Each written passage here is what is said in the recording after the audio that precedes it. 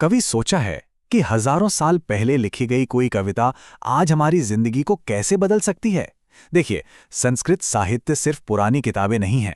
ये तो एक जीती जागती विरासत है जिसने हमारी संस्कृति की, हमारे समाज की आत्मा को शेप दिया है। तो चलिए आज इसी सफर पर निकलते हैं और देखते हैं कि ये सब हुआ कैसे। और इस सवाल कोई मामूली सवाल नहीं है। ये हमारे आज को समझने के लिए बहुत ज़रूरी है। हम पता लगाएंगे कि कैसे दो महाकाव्यों रामायण और महाभारत ने सिर्फ एक लिटरेरी ट्रेडिशन ही नहीं, बल्कि एक पूरी सभ्यता की, आप कह सकते हैं कि उसकी नैतिक और दार्शनिक नींव रखी। देखिए, हर बड़ी चीज की शुरुआत छोटी ही होती है।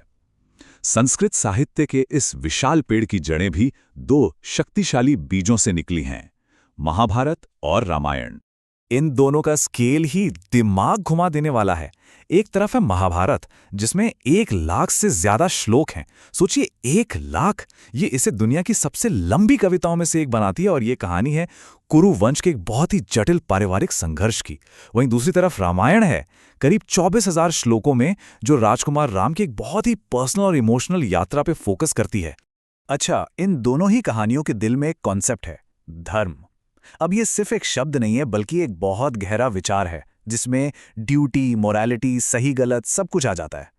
जैसे अर्जुन की दुविधा याद है, जब उन्हें अपने ही परिवार के खिलाफ युद्ध करना पड़ा था। वो धर्म की ही तो एक परीक्षा थी। तो ये सिर्फ एक्शन और एडवेंचर वाली कहानियां नहीं थी, इनमें राजनीति, दर्शन और ह्यूमन साइकोलॉजी की बहुत गहरी समझ थी।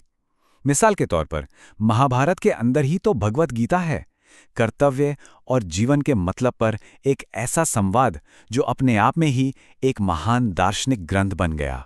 तो इन महाकाव्य रूपी बीजों से अब हम आगे बढ़ते हैं उस दौर में जब संस्कृत साहित्य सच में खिल उठा, यानी गुप्त साम्राज्य। ये वो दौर था जब क्रिएटिविटी और ज्ञान अपने पीक पर थे। इस टाइमलाइन को देखकर एक बात साफ होती है, ये कोई 2-4 साल की बात नहीं थी। 3वीं से 8वीं शताब्दी तक, यानी सदियों तक, गुप्त काल ने कालिदास जैसे महान कवियों, आर्यभट्ट जैसे गणितज्ञों और ना जाने कितने दार्शनिकों को जन्म दिया। ये सच में ज्ञान का एक लंबा और वाइब्रेंट दौर था। और ये क्रिएटिविटी सिर्फ कविताओं तक नहीं रुकी। जरा देखिए, कविता, नाटक, दर्शन, गणित, मेडिसिन, यहाँ तक कि ग्रामर और डिक्शनरी तक, ज्ञान का ऐसा कोई कोना नहीं था जो इस दौरान चमका न हो। संस्कृत सिर्फ धर्म की भाषा नहीं रही, वो विज्ञान और कला की भाषा बन गई थी। लेकिन गुप्त काल के स्कॉलर्स सिर्फ साहित्य बना नहीं रहे थे, वो ये भी समझने की कोशिश कर रहे थे कि अच्छी कविता आखिर अच्छी क्यों लगती है। इसके लिए उन्होंने सौंदर्य को एनालाइज करने का एक पूरा साइंस ही डेवलप कर लिया था। ये एवोल्यूशन बहुत दिलचस्प है। देखिए, ये शुरू हुआ एक तरह की हाउ टू गाइड से, जिसे क्रियाकल्प कहा गया, जैसे किसी शेफ्स की रेसिपी बुक। फिर ये आगे बढ़ा अलंकार शास्त्र तक, मतलब रेसिपी के इंग्रेडिएंट्स पर फोकस, कि भाषा को सुंदर कैसे बनाया जाए। और आखिर में ये पहुंच गया सौंदर्य शास्त्र तक, जो अपने आप में एक फिलॉसफी थी कि आखिर ये ब्यूटी या सौंदर्य चीज क्या है। और इस पूरी खोज के सेंटर में था साहित्य का आइडिया। मतलब सिर्फ सुंदर शब्द नहीं, बल्कि शब्द और उसके अर्थ के बीच एक परफेक्ट हार्मनी, एक ऐसा बैलेंस जहां शब्द और उसका मतलब मिलकर कुछ नया और ज्यादा खूबसूरत बना दे। ये एक बहुत ही सोफिस्टिकेटेड आइडियल था जिसकी वह तलाश कर रहे थे। लेकिन यहाँ एक जरूरी सवाल खड़ा होता है, क्या ये स्वर्णयुग वाकई हर किसी के लिए सुनहरा था? अब हम एक ऐसे पहलू पर बात करेंगे जो इस ज्ञान के विस्फोट की पहुंच पर एक बड़ा सवालिया निशान लगाता है। ये एक लाइन अपने आप में बहुत कुछ कहती है। हमारे स्रोत बताते हैं कि ज्ञान का ये जो फलता फूलता दौर था, वो हर किसी के लिए नहीं था। उस समय समाज में भाषा को लेकर एक गहरी खाई थी, जिसने बहुत से लोगों को इस पूरी दुनिया से बाहर ही रखा। इसका नतीजा ये हुआ कि संस्कृत सिर्फ ज्ञान की भाषा नहीं रही, वो शक्ति और स्टेटस की भाषा बन गई। हाँ, इसने कला और विज्ञान को तो बढ़ाया, लेकिन साथ ही समाज में ऊंच नीच को भी मजबूत किया।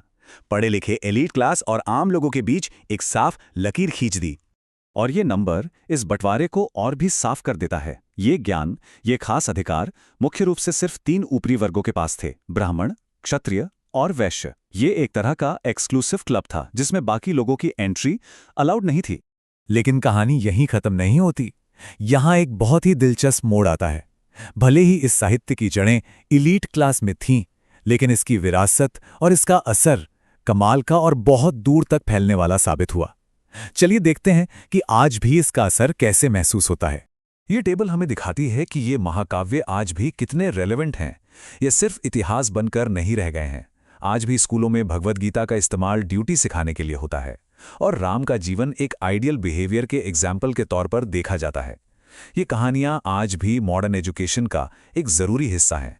और ये सिर्फ रट्टा मारने वाली बातें नहीं हैं। इन ग्रंथों का इस्तेमाल क्रिटिकल थिंकिंग यानी गहराई से सोचने की क्षमता को बढ़ाने के लिए किया जाता है। स्टूडेंट्स को कैरेक्टर्स के एक्शंस और उनकी मुश्किलों को एनालाइज करने के लिए कहा जाता है, ताकि वो अपनी खुद की नैतिक समझ बना सकें। मतलब ये सिर्फ म्यूजियम में रखने वाली चीजें नहीं हैं, ये एक्टिव लर्निंग टूल्स हैं। तो हम एक बहुत ही पावरफुल पैराडॉक्स पर आकर रुकते हैं।